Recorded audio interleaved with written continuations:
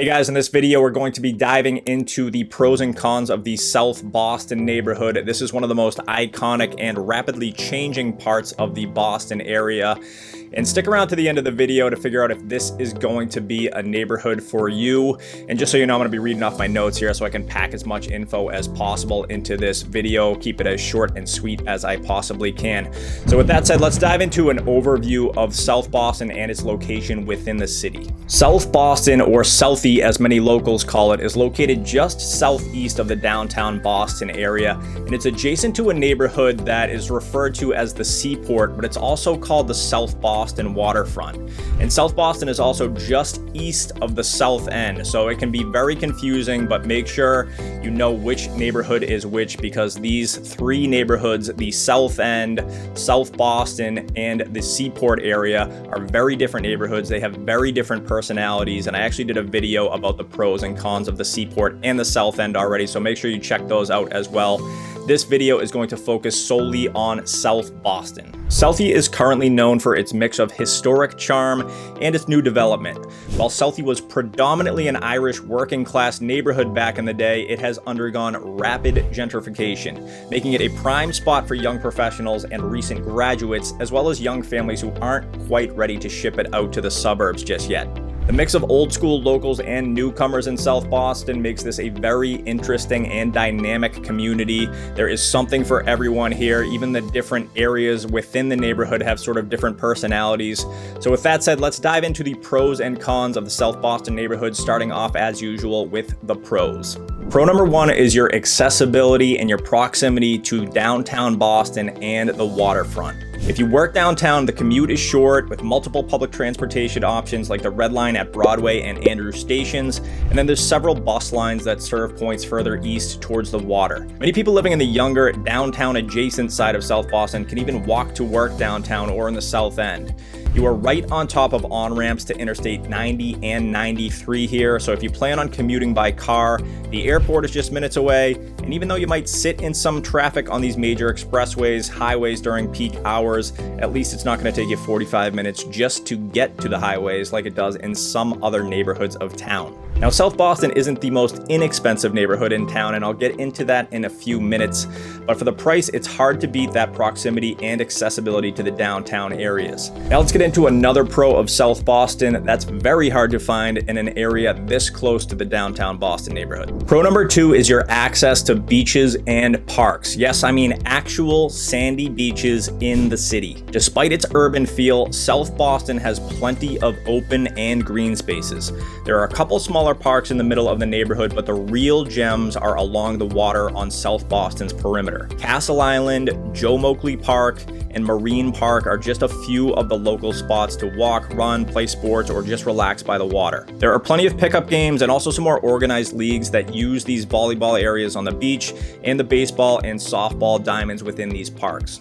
M Street Beach and Carson Beach are absolutely packed with people in the summer, and some of those people feel a little bit better about swimming there after the massive Boston Harbor cleanup back in the 80s and 90s, but plenty of people just go down to get some sun, play volleyball, or sit by the water. What used to be the L Street Bathhouse has since been renovated and is now known as the Curly Community Center.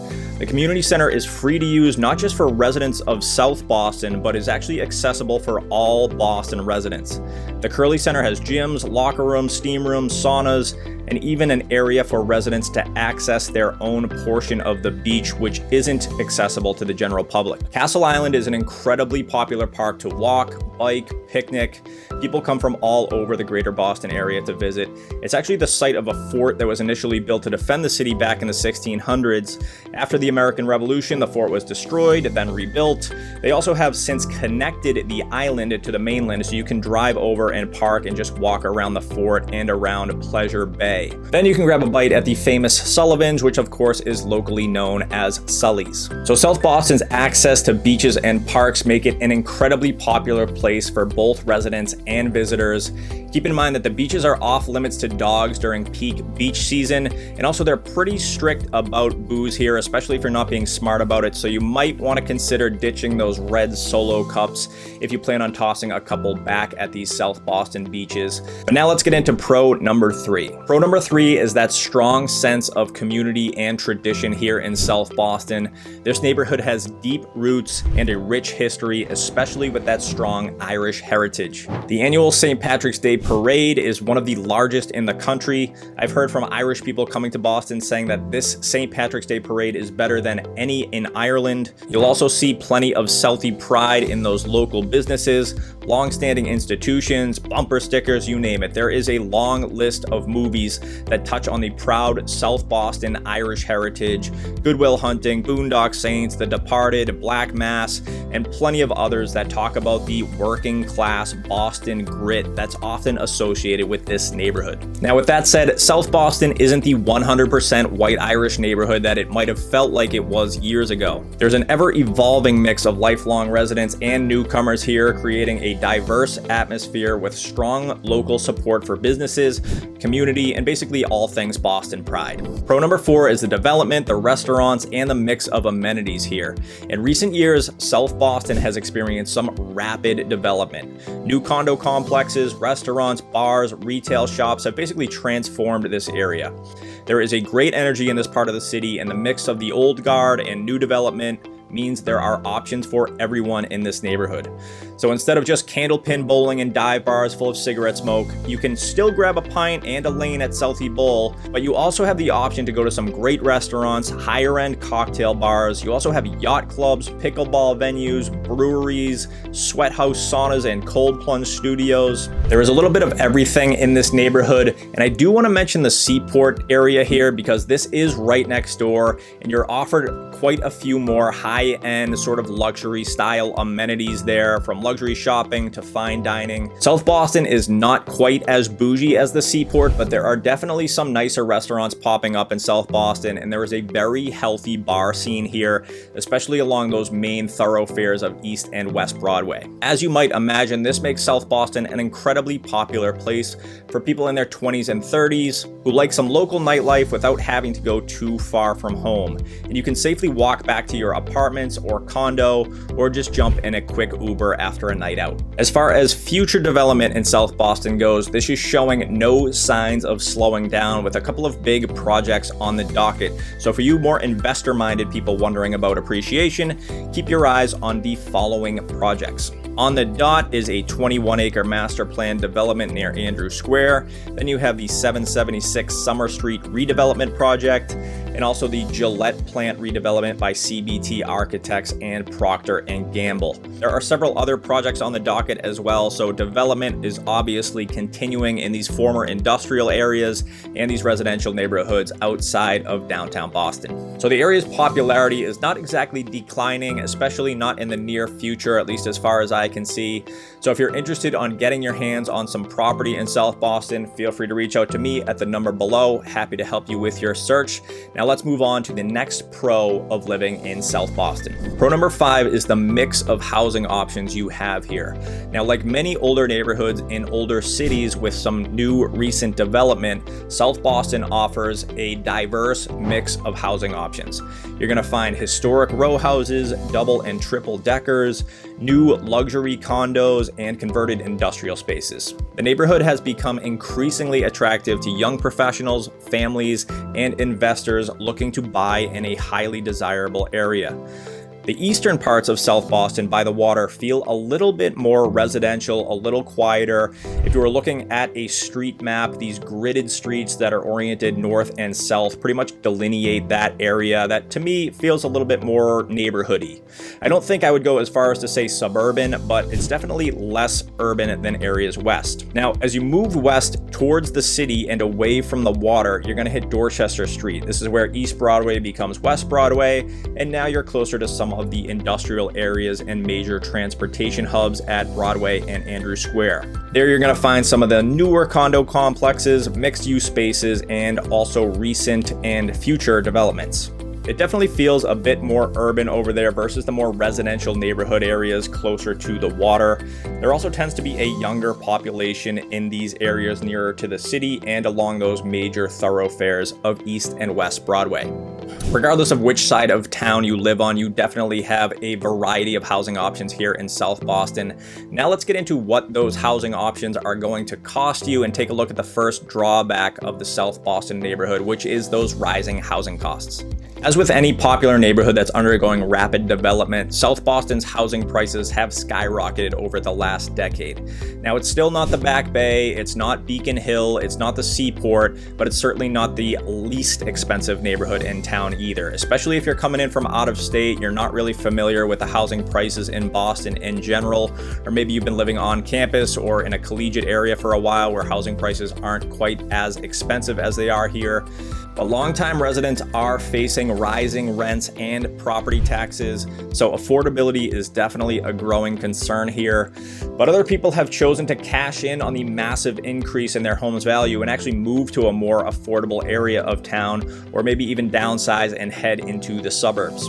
So how much will it actually cost you to live in South Boston? Well, first let's take a look at the rental rates for the past year prior to posting this video before we get into the home prices. The median apartment rental rates for South Boston are for a one-bedroom apartment, $2,800 a month, a two-bedroom apartment, $3,700 a month, and a three-bedroom apartment, $4,700 a month. Now let's get into home sale prices here in South Boston, and we'll start off with the median prices for condos in the area. So one-bedroom condos are going to run $600,000, two-bedroom condos $850,000, three-bedroom condos $1.3 million. Again, these are all medians. Then as we get into median home sale prices, the single family homes are going for $1.15 million, two family homes going for $1.5 million, and three family homes for $1.6 million in the South Boston neighborhoods. Again, these are medians, so some of these properties are going for $785,000, some of these are going for $3 million. If you are looking for property in South Boston, please feel free to reach out to me and our team. We're happy to be a resource for you in the area. My goal here is to be a resource regardless of what your needs are. So if you're looking for commercial property versus residential, we're happy to still be a resource for you, connect you with one of our commercial partners. Regardless, all things real estate in the Boston area, feel free to reach out to us. Drawback number 2 of living in the South Boston neighborhood is the traffic and parking issues. South Boston's growing popularity, density, layout, narrow streets, and the fact that it's more or less a peninsula surrounded by water and transportation routes have led to traffic and definitely some parking headaches. During rush hour, traffic absolutely sucks here, and it can be almost impossible to find an on-street parking spot, whether you have a permit or not.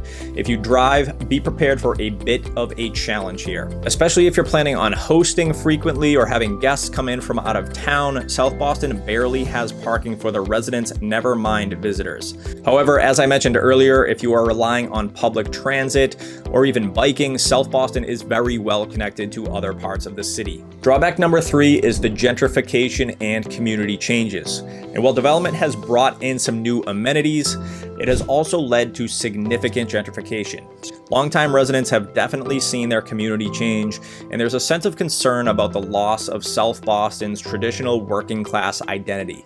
This isn't the only area that this is happening, but it may be one of the more apparent areas that this is happening currently in Boston. The influx of young professionals and the rise of high-end shops and restaurants have altered the local culture a bit, and some feel the neighborhood has lost a bit of its historic charm, especially when we see some of these industrial areas and landmarks wiped off the map that represented that sort of blue-collar culture here. As is typically the case, there are mixed emotions when it comes to the new development of any urban areas and an influx of people that didn't historically live there, replacing those that are now having a bit of a harder time handling the increased cost of living. Drawback number 4 is the noise and construction here. Obviously, with rapid development comes constant construction. Many parts of South Boston have been experiencing non-stop building projects, which means noise and disruption are a part of daily life for many residents. If you're sensitive to construction noise or prefer a quieter environment, this could be a drawback in some areas of the neighborhood. Also worth noting that the flight paths coming into Logan Airport come right over the far eastern portion of South Boston. So depending on which way the wind is blowing that day, you're going to be hearing some pretty consistent air traffic flying over you if you're living near Castle Island or the shipping terminal over there. The airplane noise definitely dies down at night as fewer and fewer aircrafts are flying into town. And as someone who lives just a few blocks away from the neighborhood for the past few years, also in a flight path, it's definitely a noise that you get used to over time. So guys, those are the major pros and cons of living in the South Boston neighborhood. It's a very vibrant, very fast-changing neighborhood of Boston. It has great things to offer in terms of location, amenities, community. It's not without a few drawbacks like the high cost of living, traffic, and the ever-present gentrification dialogue. If you guys want to learn any more about South Boston or any other neighborhood in Boston, Greater Boston, Eastern Massachusetts, feel free to reach out to me and our team. We love being a resource for people who are following us on YouTube. So if you're looking for a home, selling a home anywhere around Greater Boston, even outside the area into the suburbs, out of state, feel free to use us as a resource. We have a network of agents everywhere who we are in constant contact with. We're always helping our clients moving into Massachusetts, out of Massachusetts. And thank you guys so much for watching the video. It means a lot to us. Feel free to subscribe, like, leave a comment, and stay tuned for the next one. Thanks a lot, guys. Take care.